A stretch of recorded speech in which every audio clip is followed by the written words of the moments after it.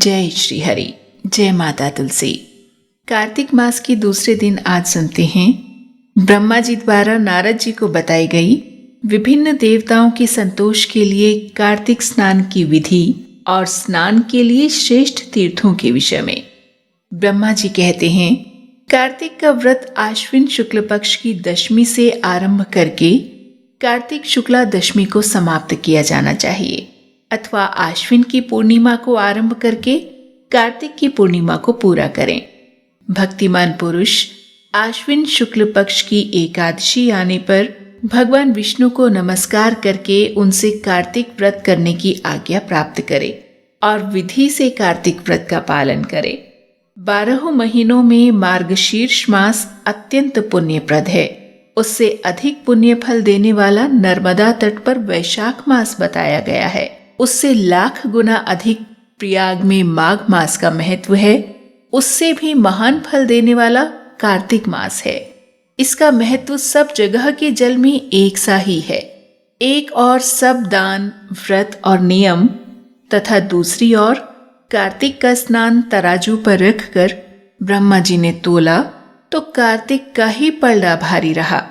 स्नान, दीपदान, तुलसी के पौधों को लगाना और सींचना, पृथ्वी पर शयन, ब्रह्मचर्य का पालन, भगवान विष्णु के नामों का संकीर्तन और पुराणों का श्रवण, इन सब नियमों का जो कार्तिक मास में निष्काम भाव से पालन करते हैं वे ही जीवन मुक्त हैं।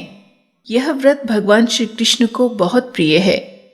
सूर्य भक्त, गणेश भक्त, शक्ति उपासक, शिव उपासक और वैष्णव सभी को सब पापों का निवारण करने के लिए कार्तिक स्नान करना चाहिए।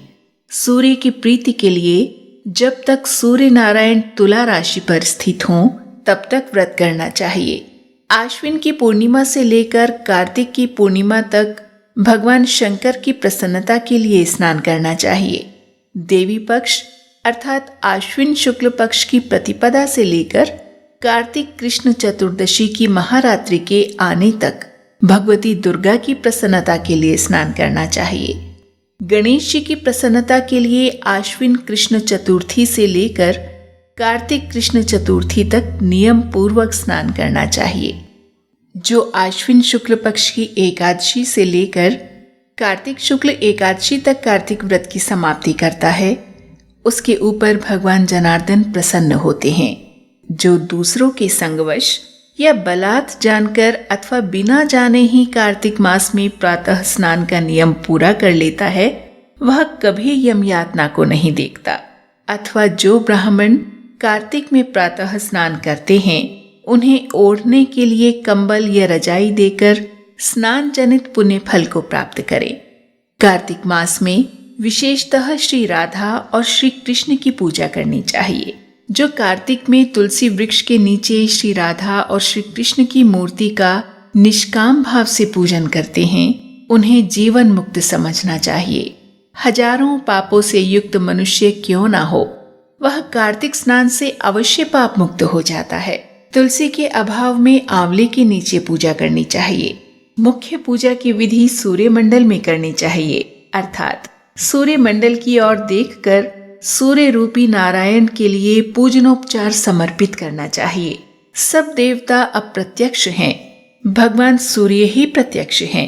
अन्य सब देवता काल के अधीन हैं, परंतु भगवान सूर्य काल के भी काल हैं। जो दरिद्र है वही दान का पात्र है। उसकी अपेक्षा भी विद्वान पुरुष दान का विशेष पात्र है। भगवान विष्णु की चल मूर्ति से अचल मूर्ति श्रेष्ठ मानी गई है। मूर्ति के अभाव में भगवत बुद्धि से पीपल अथवा वट वृक्ष की पूजा करनी चाहिए। पीपल भगवान विष्णु का और वट भगवान शंकर का स्वरूप है। शालग्राम शिला के चक्र में सदा भगवान विष्णु का निवास है, इसलिए प्रयत्न पूर्वक शालग्राम की पूजा करनी चाहिए। पलाश ब्रह्मा जी के अंश से उत्पन्न हुआ है। जो कार्तिक मास में उसके पत्ते में भोजन करता है, वह भगवान विष्णु के लोक में जाता है। पीपल के रूप में साक्षात भगवान विष्णु विराजमान हैं, इसलिए कार्तिक में प्रयत्न पूर्वक उसका पूजन करना चाहिए। जो लोग कार्तिक माह में स्नान, जागरण, दीपदान और तुलसी वन की रक्षा करते हैं, वे भगवान विष्णु के स्वरूप हैं। जो भगवान विष्णु के मंदिर में झाड़ू देकर स्वस्तिक आदि का निष्काम भाव से मंगल चिन्ह बनाते और भगवान विष्णु की पूजा करते हैं, वे जीवन मुक्त हैं। जब 2 घड़ी रात बाकी रहे तब तुलसी की मृत्तिका, वस्त्र और कलश लेकर जलाशय के समीप जाएं, पैर धोकर गंगा आदि नदियों तथा विष्णु और शिव आदि देवताओं का स्मरण करें। फिर नाभि के बराबर जल में खड़ा होकर इस मंत्र को पढ़ें। कार्तिकेयहं करिष्यामि प्रातः स्नानं जनार्दन प्रीत्यर्थम तव देवेश दामोदर मया सह। अर्थात, हे जनार्दन, हे देवेश्वर, हे दामोदर, लक्ष्मी सहित आपकी प्रसन्नता के लिए मैं कार्तिक में प्रातः स्नान करूंगा। तत्पश्चात गृह्णार्घ्यं मया दत्तं राधया सहितो हरे नमः कमलनाभाये नमस्ते जलशायिने नमस्ते अस्तु ऋषिकेश गृह्णार्घ्यं नमोस्तुते। अर्थात, भगवान आप श्री राधा के साथ मेरे दिए हुए इस अर्घ्य को स्वीकार करें। आप कमलनाभ को नमस्कार है। जल में शयन करने वाले आप नारायण को नमस्कार है। ऋषिकेश, यह अर्घ्य ग्रहण कीजिए, आपको बार बार नमस्कार है। मनुष्य किसी भी तीर्थ में स्नान करे, उसे गंगा का स्मरण अवश्य करना चाहिए। पहले मृत्तिका आदि से स्नान करके ऋचाओं द्वारा अपने मस्तक पर अभिषेक करे। अघमर्शन और स्नानांगत अर्पण करके पुरुष सूक्त से सिर पर जल छिड़के। उसके बाद बाहर आकर पुनः मस्तक पर तीर्थ का जल सींचे। फिर हाथ में तुलसी लेकर 3 बार आचमन करके पानी से बाहर धोती निचोड़े। वस्त्र निचोड़ने के पश्चात तिलक आदि करे। कार्तिक में जहां कहीं भी प्रत्येक जलाशय के जल में स्नान करना चाहिए। गर्म जल की अपेक्षा ठंडे जल में स्नान करने से 10 गुना पुण्य होता है। उससे 100 गुना पुण्य बाहरी कुएं के जल में स्नान करने से होता है। उससे भी अधिक पुण्य बावड़ी में और उससे भी अधिक पुण्य पोखर में स्नान करने से होता है। उससे 10 गुना झरनों में और उससे भी अधिक पुण्य कार्तिक में नदी स्नान करने से होता है। उससे भी 10 गुना तीर्थ स्थान में बताया गया है। तीर्थ से 10 गुना पुण्य वहां होता है जहां 2 नदियों का संगम हो, और यदि कहीं 3 नदियों का संगम हो तब तो पुण्य की कोई सीमा नहीं है।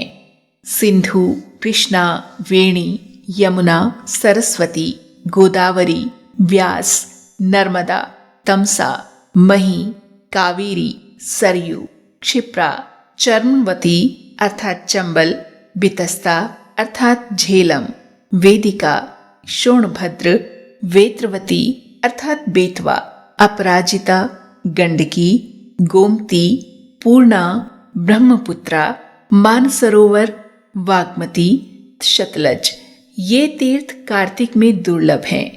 सब स्थलों से अधिक आर्यावर्त अर्थात उत्तर भारत, जो है विंध्याचल और हिमालय के भीतर का प्रदेश, पुण्यदायक है। उससे भी अधिक कोल्हापुरी श्रेष्ठ है। कोल्हापुरी से श्रेष्ठ विष्णु कांची और शिव कांची है। उससे भी अधिक श्रेष्ठ अनंत सेन का निवास स्थान वराह क्षेत्र, वराह क्षेत्र से चक्र क्षेत्र और चक्र क्षेत्र से अधिक पुण्यमय मुक्ति क्षेत्र है। उससे श्रेष्ठ अवंतीपुरी और अवंतीपुरी से श्रेष्ठ बद्रिकाश्रम है। बद्रिकाश्रम से अयोध्या, अयोध्या से गंगाद्वार, गंगाद्वार से कनखल और कनखल से भी श्रेष्ठ मथुरा है, क्योंकि कार्तिक में वहां स्वयं भगवान राधा कृष्ण स्नान करते हैं। मथुरा से भी श्रेष्ठ द्वारका है। ब्रह्मा जी आगे कहते हैं, जिन्होंने भगवान गोविंद में अपने चित्त को लगा रखा है, उनके लिए द्वारका सूर्य के समान पुण्य का प्रकाश करने वाली है। द्वारका से भी श्रेष्ठ भागीरथी है। भागीरथी भी जहां विंध्य पर्वत से मिलती है वहां अधिक श्रेष्ठ है। उससे 10 गुना पुण्य तीर्थराज प्रयाग में होता है। उससे श्रेष्ठ काशी है, जिसके आश्रय से गंगा जी भी मनुष्यों के सब पापों का नाश करती हैं। काशी में पंचनंद अर्थात पंचगंगा तीर्थ है, जो तीनों लोकों में विख्यात है। कार्तिक मास आने पर रौरव नरक में पड़े हुए पितर भी चिल्लाते हैं कि क्या हमारे वंश में कोई ऐसा भाग्यवान पैदा होगा जो पंचगंगा में जाकर हमारे लिए नरक से उद्धार करने वाला तर्पण करेगा। लाखों पाप करके भी मनुष्य यदि पंचगंगा में नहाकर विंदु माधव जी की पूजा करे तो उसके सभी पाप तत्काल नष्ट हो जाते हैं। कुछ रात बाकी रहे तभी स्नान किया जाए तो वह उत्तम और भगवान विष्णु को संतुष्ट करने वाला है। सूर्योदय काल में किया हुआ स्नान मध्यम श्रेणी का है।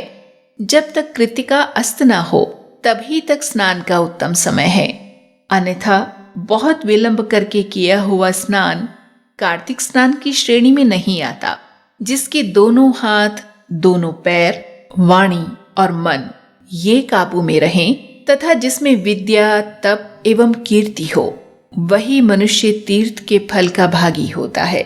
जिसकी तीर्थों में श्रद्धा न हो, जो तीर्थ में भी पाप की ही बात सोचता हो, नास्तिक हो, जिसका मन दुविधा में पड़ा हो तथा जो कोरा तर्कवादी हो, ये 5 प्रकार के मनुष्य तीर्थ फल के भागी नहीं होते।